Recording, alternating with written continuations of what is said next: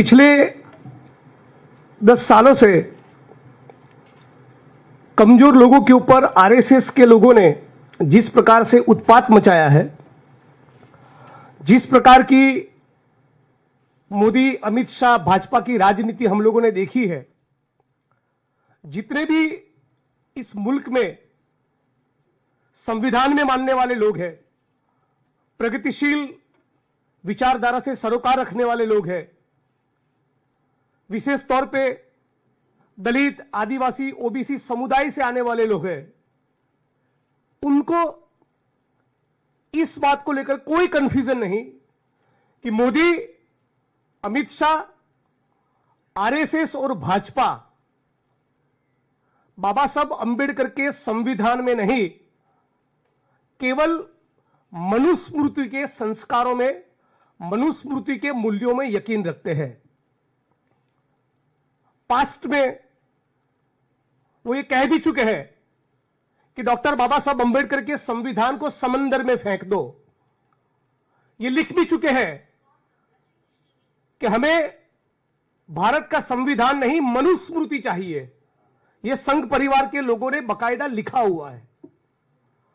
और इसी सोच के कारण पिछले कुछ सालों के दौरान हम लोगों ने देखा कि दिल्ली की सड़कों पर संविधान की कॉपी को जलाया गया। हमने देखा कि किस प्रकार से रोहित वेमुला को आत्महत्या के लिए मजबूर किया गया, जिसको हम सांस्थानिक हत्या कहते हैं। हमने देखा कि किस प्रकार से बलात्कार का शिकार बनी हाथरस की बेटी का शव अंतिम दर्शन के लिए उसके परिवारजनों को नसीब नहीं हुआ। हम लोगों ने देखा कि किस प्रकार से गुजरात के ऊना में गाड़ी के साथ बांधकर 4 दलित युवकों को तब तक पीटा कि जब तक उनका चमड़ी न उतर जाए। नक्सलाइट बोल के भीमा कोरेगांव के केस में प्रतिबद्ध, कमिटेड, कर्मठ आंबेडकराइट्स को 3-3 साल तक जेलों में डाला। मोदी जी के खिलाफ एक ट्वीट करने पर गुजरात से आसाम 2500 किलोमीटर की जेल में डालकर महिला पुलिस को मेरे बगल में बिठाकर मॉलेस्टेशन का फर्जी केस करवाया। अंबेडकर नामा चलाने वाले प्रोफेसर रतनलाल जैसे साथियों के ऊपर भी फर्जी मुकदमे हुए। इसी सोच के कारण पार्लियामेंट के मंच से अमित शाह ने भी कहा कि अंबेडकर अंबेडकर अंबेडकर करना आजकल फैशन बन गया है। मानो एक बहुत ही डीप रूटेड कोई घृणा हो, नफरत हो, उस प्रकार के भाव और टोन के साथ अमित शाह ने बाबा साहब अंबेडकर के लिए इस प्रकार के शब्दों का प्रयोग किया था।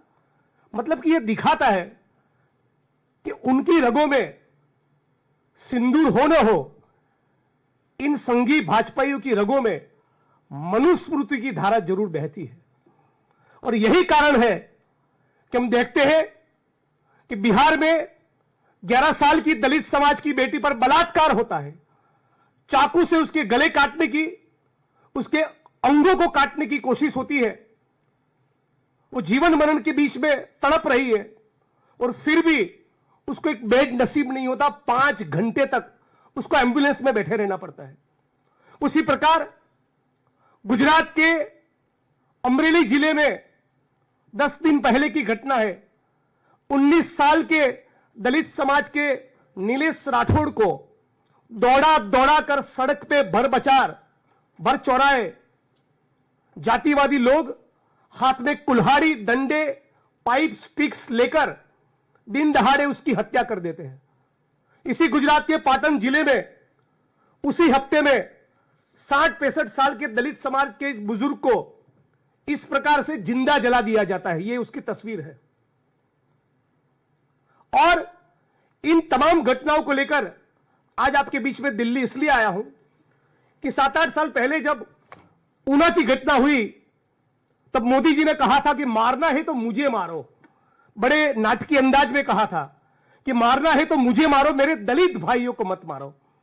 आज 8 साल हो गए, भारत के एक कोने में, चाहे वो बिहार हो, राजस्थान हो, यूपी हो, मध्य प्रदेश हो या गुजरात हो, जहां से वो आते हैं, एक कोने में दलित बहनों के ऊपर, माताओं के ऊपर बलात्कार चालू है, हत्याएं चालू है, उत्पीड़न चालू है, नाली में उतरकर सफाई कर्मियों का गटर में मरना चालू है, छुआछूत जिंदा है, मैनुअल स्केवेंजिंग जिंदा है।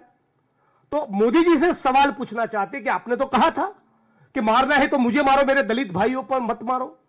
तो बिहार में, राजस्थान में, यूपी में, पूरे मुल्क में, गुजरात में ये एट्रोसिटीज की जाति के नाम पर, आदिवासियों पर, दलितों के ऊपर जो हिंसा हो रही है, डीएनटीज और मुसलमान पर जो हिंसा हो रही है, वो हिंसा रुकने का नाम क्यों नहीं ले रही?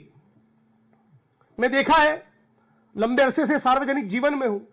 मोदी जी जब गुजरात के सीएम थे तब, उनके बाद आनंदीबेन पटेल गुजरात की सीएम बनी, विजय रूपाणी साहब गुजरात के सीएम बने, अभी भूपेंद्र पटेल गुजरात के सीएम है। एक भी गुजरात के मुख्यमंत्री को, गुजरात के गृह मंत्री को किसी भी उत्पीड़न के मामले में, जिनके घर किसी बेटी के ऊपर बलात्कार हुआ है, जिनके परिवार के किसी सदस्य का जाति के कारण जातिवादी हिंसा में मर्डर कर गया, हत्या हो गई, ऐसे एक भी परिवार का विजिट पिछले 25 सालों में ऊना को छोड़कर गुजरात के एक भी होम मिनिस्टर ने, एक भी मुख्यमंत्री ने पिछले 25 साल में कभी नहीं किया।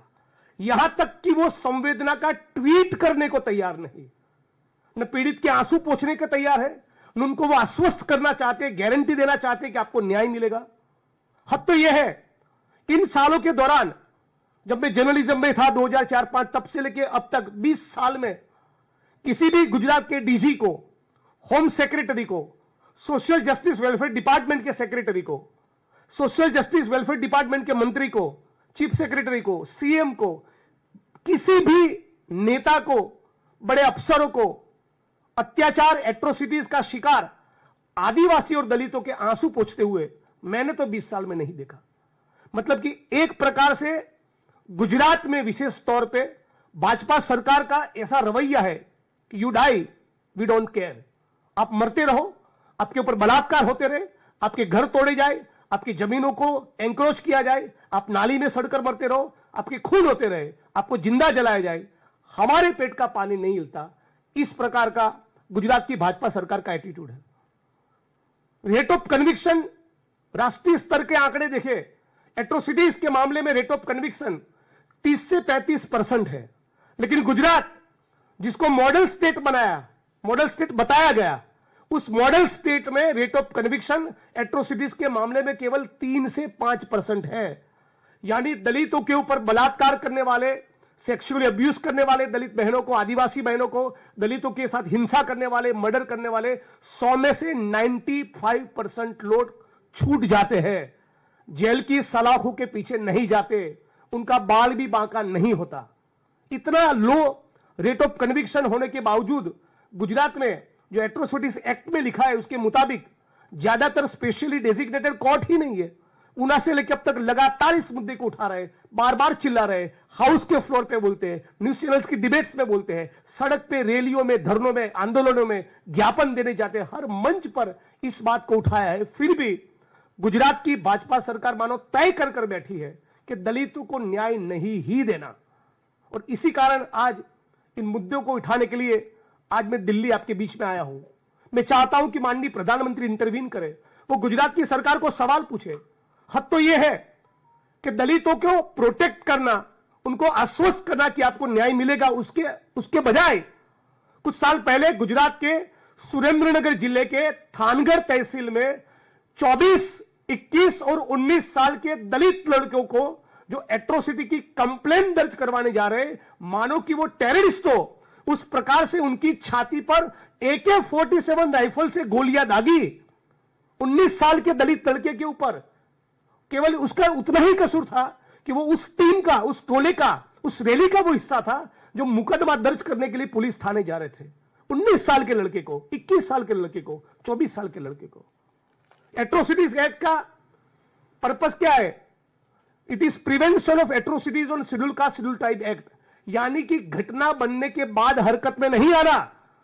दलितों के ऊपर, आदिवासियों के ऊपर स्वतंत्र भारत में जहां पर संविधान लागू हो, उस मुल्क में कोई भी व्यक्ति हिंसा करने की, डिस्क्रिमिनेशन करने की हिम्मत ना करे, इसको सुनिश्चित करने के लिए कानून है। लेकिन कम से कम 6 ऐसी वारदातें तो मुझे पता है जिसमें शेड्यूल ट्राइब, शेड्यूल कास्ट के लोगों ने तहसीलदार को, एसडीएम को, कलेक्टर को, एसपी को, लोकल पुलिस स्टेशन को लिखित में दिया था कि प्लीज हमको पुलिस प्रोटेक्शन दीजिए वरना हमारा मर्डर होगा, और फिर भी 6 घटनाओं में उनके मर्डर हो गए। राजकोट जिले के कोटड़ा सांगानी तहसील के माणिकवाड़ा गांव में सुंदरवा भाई नाम के एक आरटीआई एक्टिविस्ट ने वीडियो बनाकर कहा, वो वीडियो स्टेट आईबी के लोगों को, सेंट्रल आईबी के लोगों को, लोकल क्राइम ब्रांच के लोगों को, tehsildar, SDM, collector, deputy SP, local police station, Dalit Bahujan groups में सब जगह पे मरने से पहले उन्होंने खुद वायरल किया, बताया कि इन लोगों से मेरी जान को खतरा है। फिर भी उस सुंदरवा भाई को, जो आरटीआई एक्टिविस्ट थे, उनको जिनकी जान से खतरा था, उनके खिलाफ न कोई प्रिवेंटिव एक्शन लिया, न उनको पुलिस प्रोटेक्शन दिया। नतीजा उनका मर्डर हो गया। 1 साल तक उनका बेटा कहता रहा कि जिस प्रकार से मेरे पिता की हत्या कर दी गई, प्लीज मुझे पुलिस प्रोटेक्शन दीजिए। उसको पुलिस प्रोटेक्शन मिला। मैं लगातार उसके संपर्क में था, कलेक्टर, एसपी से बात करता रहता था। एक पॉइंट के बाद उसका बेटा भी ये कहने लगा कि जिग्नेश भाई, मुझे लगता है मेरा भी खून हो जाएगा। 2 महीने के अंदर उसके बेटे का भी खून हो गया। अहमदाबाद जिले के अंदर धंधुका तहसील में एक दलित समाज के व्यक्ति ने दोबारा कहा था लिखित में, राजकोट की घटना की तरह, कि मेरा भी मर्डर होगा, प्लीज मुझे पुलिस प्रोटेक्शन दीजिए। उसको भी पुलिस प्रोटेक्शन नहीं मिला, उनका भी खून हो गया। उनकी बहन कांग्रेस की कार्यकर्ता थी, प्रवीणा बहन, वो गुजरात हाईकोर्ट में स्पेशल क्रिमिनल एप्लीकेशन दर्ज करवाती है, सीबीआई और सीआईडी क्राइम से जांच मांगती है। वो एक दिन जब हाईकोर्ट से धंधुका अपने गांव वापस जाती है तो किसी गाड़ी ने टक्कर मारकर उनकी हत्या कर दी है। 2-4 महीने पहले की, कुछ चंद महीनों पहले की बात है, सुरेंद्रनगर जिले के चुड़ा तहसील के समडियाड़ा गांव में विदेश में बसने वाले 2 दलित भाई अपने गांव वापस लौटते हैं। अपने खेत खलियान की परिस्थिति देखने जाते हैं तो वहां उनको धमकी मिलती है, जाति सूचक गालियां देते हैं। फिर वो भी लिखित में देते हैं, तहसीलदार को, एसडीएम को, एसपी को, कलेक्टर को बार बार लिखते हैं, फोन कॉल्स करते हैं कि इस तारीख को इतने बजे हमारी जमीन हम कल्टीवेट करने जाएंगे, ये लोग धमकी दे रहे हैं, प्लीज हमको पुलिस प्रोटेक्शन दीजिए, सामने वालों के खिलाफ कुछ एक्शन करिए। न सामने वालों के खिलाफ कोई एक्शन लिया, न इनको पुलिस प्रोटेक्शन दिया। दोनों दलित समाज के दोनों भाइयों का उसी जमीन पर मर्डर हो गया। ऐसी 6 घटनाएं तो मैं खुद उसका मैं साक्षी रहा हूं। मतलब कि आपको एट्रोसिटी एक्ट के तहत इस प्रकार की घटना ना हो, वो सुनिश्चित करना है। यहां पर तो लिखकर दलित और आदिवासी कह रहे कि हमारा मर्डर होगा, बहुत सीवियर किस्म का असोल्ट होगा, फिर भी आप मरते रहो, हमारे पेट का पानी नहीं हिलता। इस प्रकार के गुजरात की पुलिस का, प्रशासन का, भाजपा की सरकार का एटीट्यूड हो गया है। एक किस्सा आपके बीच में रखना चाहूंगा। गुजरात के संतरामपुर जिले में 11 दिन तक 8-10 लोगों ने मिलकर शेड्यूल कास्ट की एक लड़की को, दलित महिला को किडनैप करके उसके ऊपर गैंगरेप किया। 11 दिन तक 3 उसमें भाजपा के कार्यकर्ता शामिल थे। बड़ी मुसीबतों के बाद वो लड़की वहां से भागकर पुलिस थाने पहुंचती है। संतरामपुर पुलिस थाने में गैंगरेप की कंप्लेंट दर्ज करवाती है। ऑफेंस दर्ज होता है, मुकदमा दर्ज होता है। लेकिन जैसा ही वो भाजपा के कार्यकर्ताओं को पता चलता है कि गैंगरेप की इस कंप्लेंट में उनका भी नाम है, तो तहसील लेवल की एक महिला कार्यकर्ता को पुलिस थाने भेजकर उस लड़की को वहां से उठवाकर दूसरे तहसील में ले जाकर उसी घटना का, गैंगरेप का दूसरा एफआईआर दर्ज करवाते, उस प्रकार से जिसमें उन भाजपा के 3 नेताओं का नाम नहीं। और पहला जो गैंगरेप का शिकायत दर्ज हुआ था, जिसमें भाजपा के 3 नेताओं का, कार्यकर्ताओं का नाम था, उस एफआईआर को पुलिस सब इंस्पेक्टर और एएसआई मिलकर स्टेशन डायरी के पन्ने के साथ बकायदा फाड़ देते हैं। गुजरात में गैंगरेप की शिकार दलित समाज की बेटी, उसकी एफआईआर की कॉपी को पुलिस स्टेशन के रिकॉर्ड से दूर किया जाता है, एफआईआर की कॉपी को फाड़ देते हैं। पूरा मामला वालजीभाई पटेल नाम के दलित राइट्स एक्टिविस्ट को पता चलता है। एट द एज ऑफ 80 उस मामले को उठाते हैं, एसपी उसमें इन्वेस्टिगेशन करता है। आपको जानकर हैरानी होगी कि गैंगरेप की एफआईआर फाड़ देना कितना संगीन मामला है। तो एफआईआर फाड़ने वाले असिस्टेंट सब इंस्पेक्टर और पुलिस सब इंस्पेक्टर के खिलाफ एसपी साहब क्या करते हैं, मुकदमा दर्ज करने के बजाय 2 इंक्रीमेंट रोककर केवल 3000 का दंड करके छोड़ देते हैं। मतलब कि दलित समाज की बेटी यदि बलात्कार का, सामूहिक बलात्कार का शिकार हुई और यदि इस मामले में दर्ज एफआईआर को फाड़ दिया, रिकॉर्ड से डिस्ट्रॉय कर दिया तो उसकी गुजरात में क्या सजा है? केवल 3,000 रुपए का दंड। नेहा कुमारी दुबे नाम की गुजरात के महिसागर जिले की कलेक्टर महोदया सरकारी तालुका स्वागत के कार्यक्रम के डायस पर से शेड्यूल कास्ट के एक लड़के को, वो शेड्यूल कास्ट से बिलोंग करता है, ये जानते होते हुए भी हरामी साला बास्टर्ड कहती है, डायस पर से, सरकारी कार्यक्रम के मंच पर से। और फिर ये कहते हैं कि तुम दलितों को, आदिवासियों को आदत है कि 90% केस एट्रोसिटीज क्या ब्लैकमेलिंग के लिए करते हो। आज उस बात को 8 महीना हो गया, न उसके खिलाफ कोई डिपार्टमेंटल इंक्वायरी, न उसके खिलाफ कोई एफआईआर, न कोई जांच, न गिरफ्तारी। आज गुजरात पब्लिक सर्विस कमीशन, वहां पर जो लोग, जो स्टूडेंट्स ओबीसी, आदिवासी, दलित बैकग्राउंड के जो स्टूडेंट्स हैं, वो रिटर्न में 100 में से यदि 90 मार्क्स लाते हैं तो साक्षात्कार में, ओरल में उनको 5 मार्क्स देते हैं। और जिनका रिटर्न में 60 या 65 गुण आया है उनको ओरल में 45 देते हैं। तो गुजरात पब्लिक सर्विस कमीशन भी जातिवाद का अड्डा बन चुका है और वहां पर इंटेंशनली, जानबूझकर, सोची समझी साजिश के तहत आदिवासी, ओबीसी, दलित समाज के एकलव्यों का अंगूठा काटा जा रहा है। मैं उम्मीद करता हूं आज आपके सामने जो बातें रखी, देश के प्रधानमंत्री गुजरात से है, देश के गृह मंत्री अमित शाह गुजरात से है। वैसे तो उनकी रगों में मनुस्मृति की धारा बहती है तो बहुत ज्यादा उम्मीद नहीं है, लेकिन फिर भी उनको कहना चाहूंगा कि कृपया गुजरात की सरकार से संवाद करें, आंबेडकराइट मूवमेंट के लोगों के साथ बैठे, हम जैसे जनप्रतिनिधि जो कांग्रेस से चुनकर आए उनके साथ बैठे, और जितने भी मामलों में इस प्रकार से पुलिस प्रशासन की लापरवाही रही है उन अफसरों के खिलाफ कार्रवाई हो। गुजरात की भाजपा सरकार को बोला जाए कि दलितों के उत्पीड़न के मामले में मुंह खोले। आखिरी में यह कहना चाहूंगा कि मुख्यमंत्री गुजरात के अपने आप को मृदु कहते हैं, सॉफ्ट स्पोकन कहते हैं।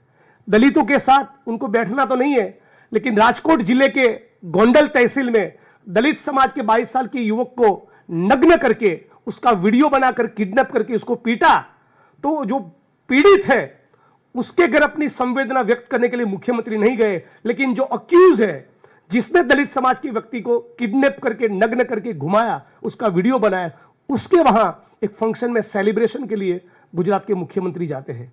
तो यह है उनके सबके साथ सबके विकास की सच्चाई। आने वाले दिनों में अगस्त सितंबर में इन सारे एट्रोसिटीज के मामलों को लेकर जीपीएससी में जिस प्रकार से आदिवासी, ओबीसी, दलित स्टूडेंट्स के एकलव्यों का जो अंगूठा काटने का पूरा जो ये षड्यंत्र चल रहा है, उनके खिलाफ एक बहुत बड़ा मोर्चा गुजरात में हम लोग प्लान कर रहे हैं। तो ये बात आपके बीच में रखनी थी।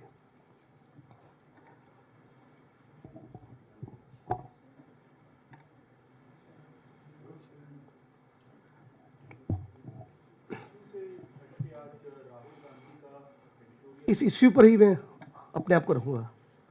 और एक इश्यू आपने अच्छा याद करवाया, राहुल जी और सुप्रिया जी, हमारी प्रवक्ता, पिछले हफ्तों में उन्होंने जो ट्वीट्स किए, उसी कंटेंट को अपने फेसबुक के पेज पर डालने पर, उसी कंटेंट को कांग्रेस के गुजरात प्रदेश कांग्रेस समिति के राजेश सोनी नाम के एक साथी को साबरमती सेंट्रल जेल भेज दिया है। तो जो लोग अमेरिका के सामने घुटने टेकते हैं वो कांग्रेस के कार्यकर्ताओं के खिलाफ बहुत ताकत दिखाने की कोशिश करते हैं। ये मेरे साथ भी हुआ था। एक ट्वीट किया मैंने मोदी जी को लेकर, और जैसा कि आप जानते हैं 2500 किलोमीटर दूर आसाम की जेल पे भेज दिया।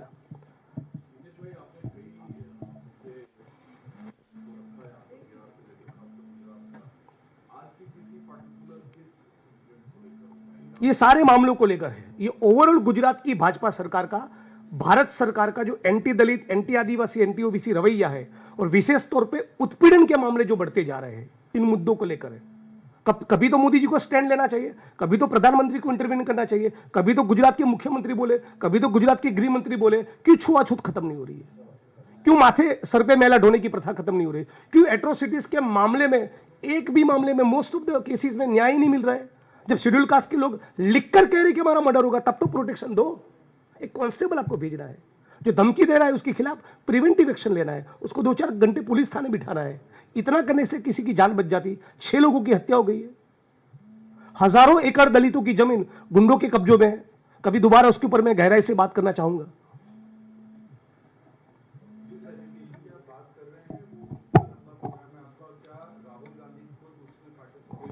आएंगे गुजरात? वो तो बात करेंगे पार्टी के लेवल पे, लेकिन हम लोग इस मुद्दे पर लगातार, आप जानते हैं कि मैं लिखता रहता हूं, लड़ता रहता हूं, बोलता रहता हूं।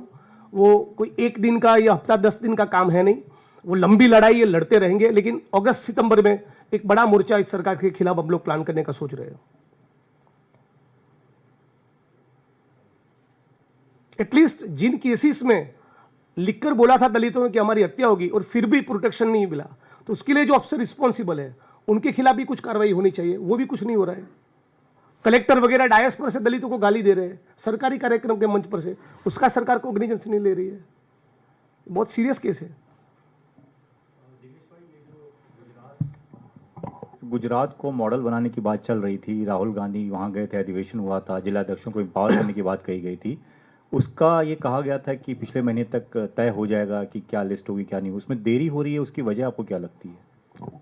अच्छे चयन में कभी कभी देरी होती है, प्रोसेस चल रहा है, बहुत संजीदा तरीके से चल रहा है, अच्छा नतीजा आएगा।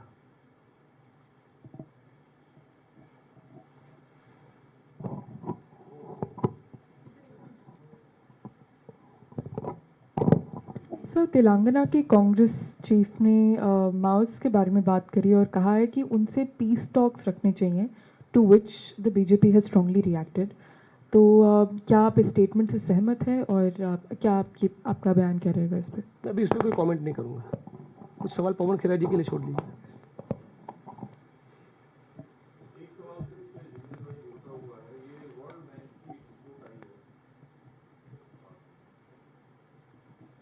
एक रिपोर्ट आई है वर्ल्ड बैंक की, उसमें ये कहा गया है कि पिछले 11 साल में जो गरीब लोग थे वो ज़्यादा समृद्ध हुए हैं और जो प्रतिशत तकरीबन 22-23% था वो घट के महज 5% रह गया। आपको लगता है कि भारत में गरीब? मैं इस रिपोर्ट से कन्विंस नहीं हूँ। 100 में से 40-45 बच्चे आज भी कुपोषित हैं। 100 में से 50-55 बहनें आज भी एनीमिक है।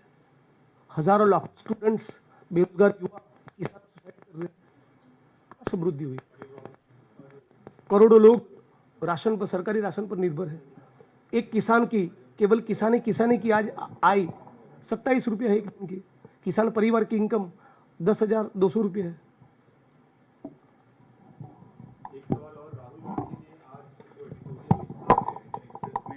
चुनावों को रिग करने का दावा करते हुए और फिर ट्वीट भी किया, उन्होंने कहा कि महाराष्ट्र में चुनावों को रिग किया गया और बिहार अगला टारगेट हो सकता है। तो क्या आपको लग रहा है कि बिहार चुनाव में पहला चुनाव 19,000 वोट से जीता, उसी दिन मैंने मीडिया इंटरेक्शंस में कहा था कि फासिस्टों का ये इतिहास रहा है, ये चरित्र रहा है, सारी लोकतांत्रिक प्रक्रियाओं के साथ छेड़छाड़ करे। तो चुनाव की जो प्रक्रिया है उसमें भी कर सकते हैं। और इसीलिए तब भी मेरा स्टैंड था कि यदि मुझे बैलेट और ईवीएम में चूज करना है, मेरी व्यक्तिगत राय थी, तो मैं तो बैलेट पसंद करूंगा। ईवीएम के खिलाफ बहुत स्केल पे खड़गे साहब ने भी पिछले दिनों अपने अप्रीहेंशंस दिखाए थे। और गुजरात में मैंने चुनाव में देखा है, कांग्रेस के जो विधायक चुनाव लड़ते तो उनके खिलाफ पूरी ED, CBI, income tax, police के अफसर, रेवेन्यू ऑफिसर्स, रियल एस्टेट के माफिया, फर्जीवाड़ा करना, गलत लोगों की वोटिंग लिस्ट में एंट्री करना, कुछ वोटर्स डिलीट करना, ये सब पूरे कर्नाटका में भी हुआ है, राजस्थान में भी हुआ है, महाराष्ट्र में भी हुआ है। स्टैंडर्ड की बात नहीं, देखिए किसी सिस्टम को सुधारने की बात है, सिस्टम को पूर्ण रूप से खारिज करने की बात नहीं है, ठीक है। और हम लोग जो कह रहे हैं, राहुल जी ने जो एडिटर लिखा है उसको सब्सटेंशिएट करने वाला डेटा है, उनके पास एविडेंस है। बहुत से मामलों में धांधली हुई है। कुछ कुछ जगहों पर, यदि मैं गलत नहीं तो महाराष्ट्र में तो 12, 16, 15 साल के युवक युवतियों को भी वोटर के तौर पे दर्शाया, उन्होंने वोटिंग किया, ऐसा भी किसी के पास लिस्ट था, मैंने सोशल मीडिया में देखा है। तो धांधली हो ही रही है, पूरा मुल्क जानता है। तो धांधली के खिलाफ हम लोगों की लड़ाई है।